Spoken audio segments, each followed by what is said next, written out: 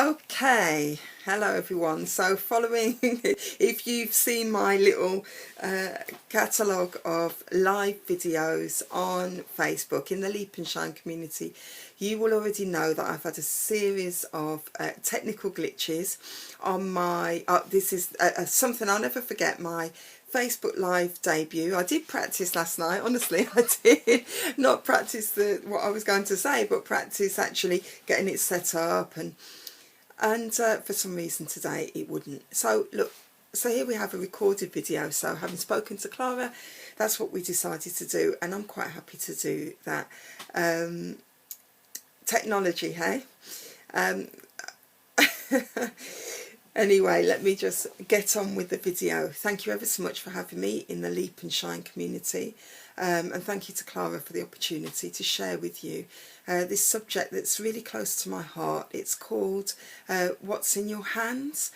And really, I suppose one of the reasons that I think it's really important for us to kind of focus on this is because often we're looking out there for us, for ourselves, for who we are, and actually everything we need is already in here. And so this idea of working with what's in our hands, in our hearts, in our hands, is a journey of exploration that I don't think there's any shortcuts to, really. And sometimes we try and discount the process for all sorts of reasons. But one of the things that I'm championing and encouraging is that we do focus on working with what's in our hands. So I'm hoping that there will be some things that I say that may trigger some insights within you, and that, so if you'd like to have a pen and paper handy, just in case there are some things that are triggered within you, that would be fantastic, and you can note those down. And also, you know, if this is something that you're interested in, I'll be quite happy to come back into the group and talk about some other subject areas, because personal development and personal growth is something that I'm really passionate about, and so I'm more than happy to come back and speak again about a range of subjects really related to personal and professional growth and development. Okay, so as I said, my name's Joanna Oliver, and thank you for having me here. Okay, so just a little bit of history. Why working with what's in your hands is the subject that I'm talking about. So it comes originally from 2 Kings in the Bible, and it's the story of Eliza with the oil and her feelings of desperation and despair and lack and fear around the fact that she's in debt and she's going to lose everything, including her sons, and that actually when she is encouraged to focus on capacity, she realised that through the oil that she had in her house, that she had more than enough to see her through, not only through the situation but into her future as well. But because she was so focused on lack and despair and fear, she was unable to see what she had in her hands, in her house. And I do use those interchangeably because I first was introduced to that whole scripture and a way of looking at that scripture via a friend of mine called Katie, who she used to give me CDs all the time. And on this particular CD, it was a Hillsong CD, we had TD Jakes talking about, in his way, what's in your house, what's in your house, and it really, really spoke into my life and spoke into my heart and resonated with me and has stayed with me ever since. And you know, alongside that, my friend Katie had made a massive career change from social worker to setting up her own business called My Pop-Up Kitchen, and it was around cooking food, feeding people, loving on people via food, and her passion for food. And she's small in stature, but you know, massive, magnificent in spirit. And I remember one day saying to her, you know what, Katie, you've done so well, you know, you really have. And in her own gentle way, she said to me, hey, you know, I'm just working with what's in my hands. And I was like, this is powerful. It's simple yet powerful, and again resonated with me. So what's in your hands, what's in your house, really moved me. And there was a particular day when I had worked literally for days solidly on a bid, a local authority bid, because that's one of the things I do for a fostering agency. And I sat down at London Bridge. I physically dropped off this tender to the local authority, and I sat near London Bridge, near the River Thames. It was lunchtime, and I was having some water and recovering and recuperating and regathering myself and just reflecting, really. And it was a lovely sunny day. And I remember that I on my iPad I have this app called Simple Minds, and I put together a mind map, and at the centre was what's in your house. And it was a particular turning point in my life, really, in 2013. And I sat and just literally went on this reflective exploration of what's in my house, and discovered a lot about me that I had, you know, within myself, that I could utilise in my life, that I could grow, that I could stretch, that I had within my own capacity. And it moved me from a position of wanting and lack to a position of abundance. And that was, again, really significant for me along this vein of what's in my hands and what's in your hands. And following on from that, I think it was the following year, so it took me a whole 18 months. 2014, I organised an event, an intimate gathering called Working with What's in Your Hands, and that was the first time that I met live Ava Brown, who kindly offered or agreed with my invite to come along and speak at this event, and alongside my friend Katie and a few other people, Florence Uchama being one of them, and a few other people who spoke about what's in their hands. And really what that kind of showed me more so was what's in your hands, and the discovery of what's in your hands is a process. It's more than a skill. It's more than listing your skills, discovering your skills. It's about this reflective, retrospective journey that you take yourself on to discover what you have at your disposal. And it's a process of identifying. It's not at that point visionary. It is reflective and retrospective rather than projective. It's not necessarily visionary.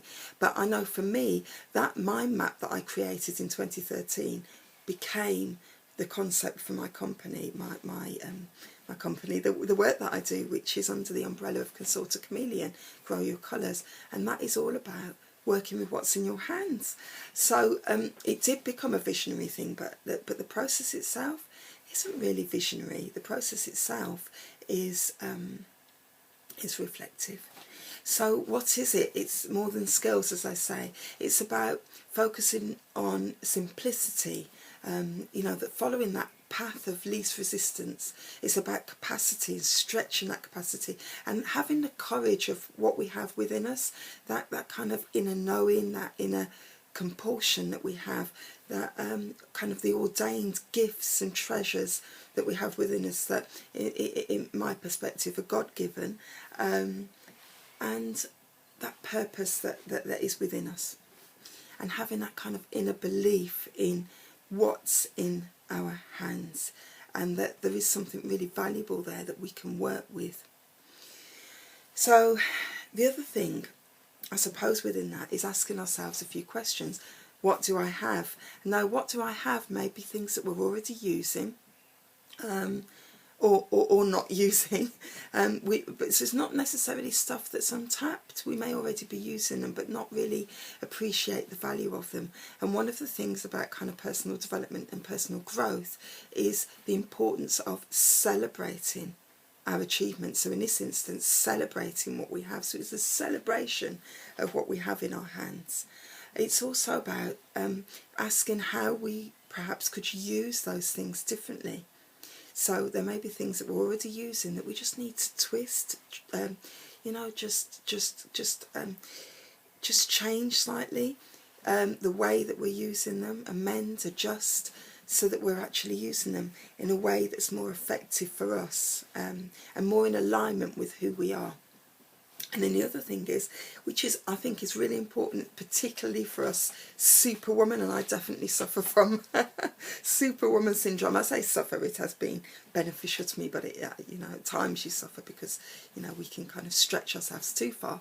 But kind of deciding within those things which things we choose to ditch, so that we're not just focusing on everything and wanting to do everything, because that also is something that we can do.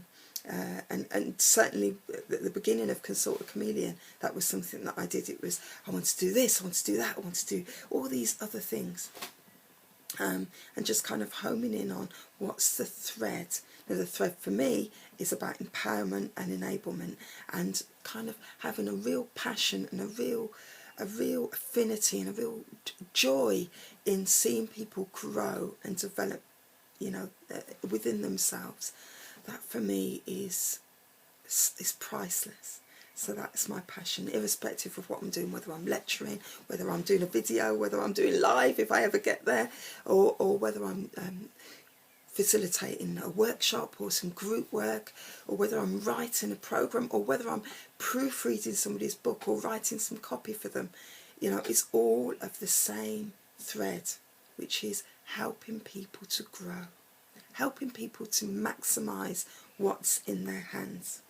So there's the thread. So working with what's in your hands is about identifying what that thread is, and then pulling it, stretching it, and working it to its capacity.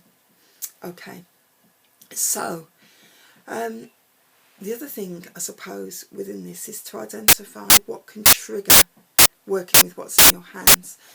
So mostly I think what's in your hands is in your childhood, it's grounded in your childhood. So when I was a child, art was my thing. I always was seen as a sensible child, and I always enjoyed helping people. I loved writing and writing poetry, and also this kind of real sense of the importance of being accepted and the importance of being understood, you know. And I remember writing a poem when I was about 12 called I Teach Ya, yeah, because I teach you. I teach you because I teach you. So I had this real sense of being an enabler, being a teacher, even back then. And I've just reconnected with this now. So that's a process of kind of stripping back layers, the layers that we put on as we grow and kind of mature, and maybe experience certain things that aren't always in alignment with who we are. And the other thing, I remember writing a poem again when I was later on in my teens called Shackles of Silence. And again, you know, I've developed a program called Free from Shackles. Now this process started in 2012, and I'm only just kind of really launching that now. So, you know, this was from teens right the way to now. So you're talking 30 years of me, of this marinating and percolating within me. The same thing was in my hands. That very same thing is in my hands as was then. So childhood is important, and I know that Vanita spoke about that yesterday, about nurturing that within the child now. So projectively doing that, and I'm all for that, and I certainly try and do that with my children. And so I was really a fan of what was being spoken about yesterday. Check in on that video. And I think the other thing that can trigger working with what's in your hands, and I've found this with most people that I've come across and worked with, and a lot of people that spoke at the event that I organised, I've mentioned Jane Higgins, Florence, they all have experienced life-changing events. In their case it was illness and medical diagnosis, and you know, it could be other things. It could be divorce, it could be loss, bereavement, other changes in life, displacement. Often they are challenging experiences, and that's why they hit us in that way. It could be becoming a parent for the first time, or maybe not even the first time, but the third time. I know with each of my children, I have 3, there have been certain things that have inspired my growth as I've kind of grown as a parent again and again and again. So, and particularly because that's been at different life stages for me. So I think that's another important thing to consider, is kind of how a life-changing event can encourage us, force us, compel us even, and in my view this is how God works, to really review and think about who we are, and again, what's in our hands. So this is, for me, such a core and such a central process. Okay. So, I think this is also about relinquishing fear. Now, I know that Ava Brown is talking about relinquishing fear later, and I think that this is so important. A strong tenet of going free from shackles is about kind of acceptance and relinquishing fear and relinquishing shoulds. And, you know, we do, as I say, grow so many layers on top of layers because of experiences that we have, that we forget and we lose sight of who we are, and we lose sight of what's in our hands. And this process is definitely about stripping back. That's why it's a reflexive process, I believe. So that's important to note. And also, I think it's about tapping into our joy. What brings us joy? And I think that is bandied around a lot. I think it's a big deal. Gratitude, being thankful, focusing on joy. But it's crucial. They're crucial tenets to our growth, and particularly to our recognition of what's in our hands. So the things that we may do, Magdalene spoke about this yesterday, we may do as a hobby, the things that kind of make our hearts sing and bring us joy, they are the things that we also may become our vocation.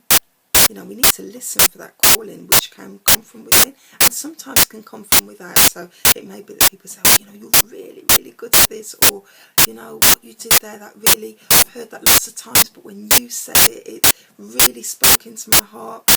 Or, you know, mostly it's that inner feeling, that kind of, this is what I'm supposed to be doing. Now I want to kind of stop there for a second on this one, because yes, we can turn what's in our hands, what brings us joy, into the thing that makes us money. But also, it's about recognising that we are a system. So therefore, the things that we're doing over here and over here and over here, the things that are bringing us joy, are the same things that are feeding the things that are paying our bills. Okay? So if I make time, for instance, with what's in my hands, to spend time doing some artwork, or walking in nature, or writing some poetry, even if I never make a dime from that, it is still feeding the things that I'm spending time on that make me money. Now ideally, we are able to align those two and connect those two, and I'm not saying that you can't do that. So, you know, please don't misunderstand, because I actually think that you can, and I'm in a position now where I am doing that, and it feels really, really good. It feels so good to actually be able to bring those things together, the joy, the things that make your heart sing, with the things that you earn money from in your hands. It's fantastic. So I know that people, members of the Leap and Shine community, as are many people, I think, in the world today, the entrepreneurs out there, are trying to get to that place. Keep going with it, because I think when you work within your hands, with what's in your hands, you are building these platforms towards that aim, that goal.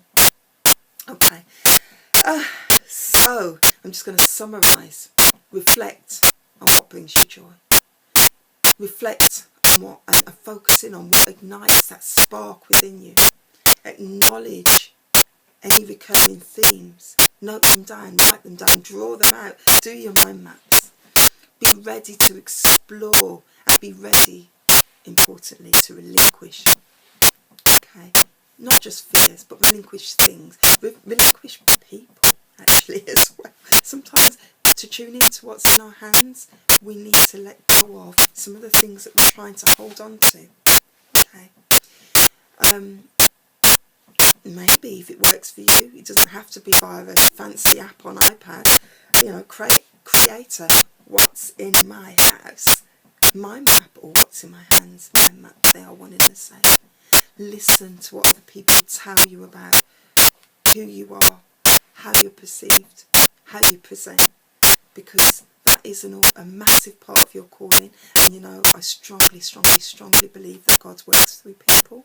So if we are surrounding ourselves with the right people, those people will reflect back to us the important messages that we need to hear.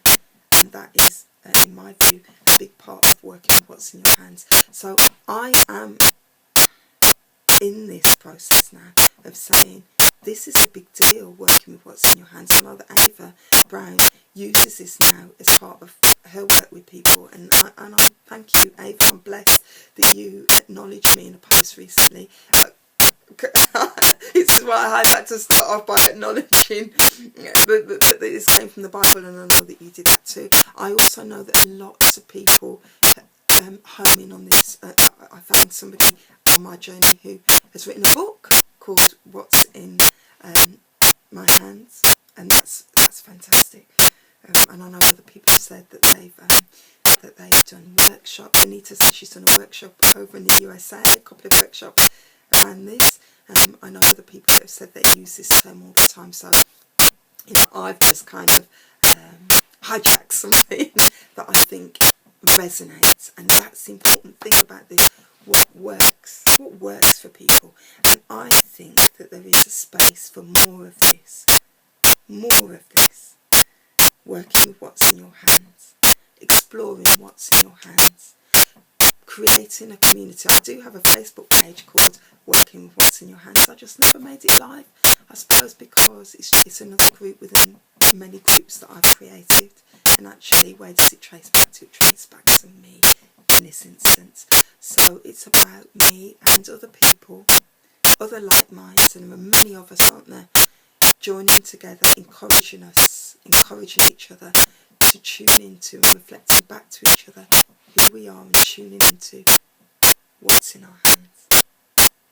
Okay, everyone, I think I'm done, and I am going to post this into the group, the Leap and Shine community, and I'm going to then stay around for any comments that may come, and you know, I will respond if I'm able to as well. Thank you so much. Take care.